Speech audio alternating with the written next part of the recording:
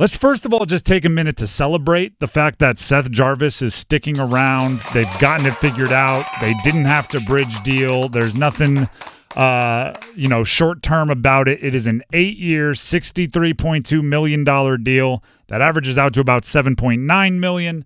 If you've been listening to this show, I think we've all kind of agreed that $8 million over 8 years, $8 million per year over 8 years was kind of the sweet spot. Yeah.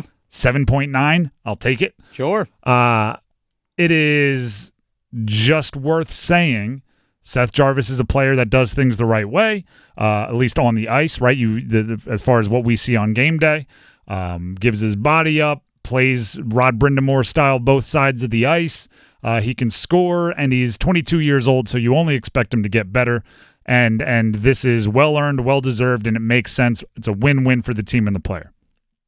It's also something we've been clamoring for all offseason, and it's one of those deals where everybody kept saying Seth wants to stay, the team wants him to stay, they want a long-term deal, he wants a long-term deal. It's going to happen. It's nice to know that ink is dry and it actually happened. That's one part of the story. That's one part of the story is just good vibes, celebrate, Seth Jarvis not going anywhere. The other side of it is Eric Tulsky, the new GM, is showing what his calculators can do, right?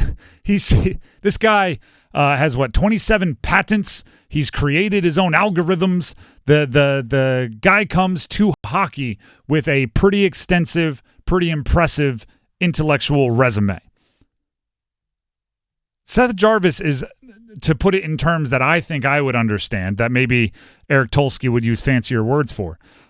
Seth Jarvis is deferring a fat stack of cash until he gets a massive lump payment July 1st of 2032. Which is the day after his contract expires. Exactly. 8-year contract. The day after the deal he just signed expires, he gets a big old stack of cash from the Canes. Now, why would be one of the questions you would ask. It knocks down the cap hit each year for Seth Jarvis down about $500,000. So that they're technically, I guess, each year he is earning $7.9 million, but by deferring, $15 million, $19 million, something like that? 15.67. Big old stack of cash until that 2032 date, they count his salary about $500,000 less against the cap each year. Which, I mean, $500,000 is not a small amount of money, right? $500,000 a lot of times is what it takes to get a deal done with a player that has options, right? I want to stay with you. Can you come up a little bit? Well, that's the little bit that you need to come, maybe a couple different guys. This is not only genius and probably what took so long to negotiate. I think Eric Tulsky, this move is quite frankly innovative, and I believe it will be copied. I believe it is precedent-setting for the league. If your young players are willing to do this and kick some of their cash into the future, you are at an advantage over other teams whose players aren't willing to do that, and it's going to become a pressure thing.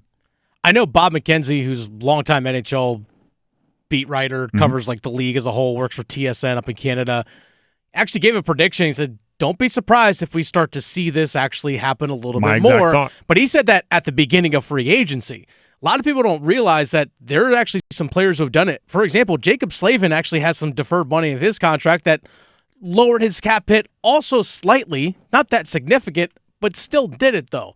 I think that was like, all right, let's test and see if we can make this work. Oh, league approved it. Hey, Seth, let's make this happen. Yeah, let's use the same language, just bigger numbers. Yeah. And it's going to give your team a huge advantage. It's going to give your team a huge advantage. And it's going to happen more. And, I was kind of, this is the fun part of it, or the jokey part of it. From a life standpoint, Seth Jarvis is a 22-year-old, no wife, no kids. He's the perfect person to do this. Right? You're going to get your money. You'll get it when you're, 30. He doesn't have to wait that long. And, oh, by the way, in the meantime, you're still getting more money than you probably know what to do with. And at this point in your life where you're probably thinking of having a good time with your buddies and winning hockey games. This helps you win hockey games, and you can still have every good time with your buddies you could possibly imagine. Right? It's a really interesting way to float the idea, I believe, of making what a team and a player need meet in the middle, right? Players saying, I need X amount of dollars. The team's saying, we need to fit you under the cap in this way. Player can come back with, all right, I'll defer enough to make those cap numbers that you're saying are a requirement, a deal breaker, make sense. Or vice versa, right? The team can come back and say, hey, listen, we think you're worth $8 million. We don't have it under the cap. Can you take this amount deferred and we'll make it work? It's a beautiful compromise. Beautiful compromise. And dare I say, way to go, Eric Tulsky. New GM, right? We're still crafting our opinion on what kind of team he's going to run, what kind of roster manipulation and management he's going to have, what quality of roster management he's going to have. I mean, this is a workaround. This is an excellent little move. Nice little tool to have in your toolbox. And by the way, this isn't something that just all of a sudden is allowed to happen. This has been in the CBA for nearly 20 years between the Players Association and the league. So this is nothing new. It's just other GMs haven't taken advantage of it because most players, like, hey, can you front load the contract with cash? That way I can invest it and let that money grow over time as opposed to waiting to get my money. You're exactly right on that. And also it's sometimes it takes a fresh pair of eyes to see things a little differently, right? Something like that goes for anything. New guy comes in, hey, why aren't we using this? Why isn't anyone using this? There's this, we use it to get a little bit of money back on a deal for a different player. Could we use it to get a lot of money back for a player? Yeah, I guess we could. All right, let me call up Jarvis's agent. Again, it's a meet in the middle between a team and a player that seemed like they needed a compromise to get over the finish line.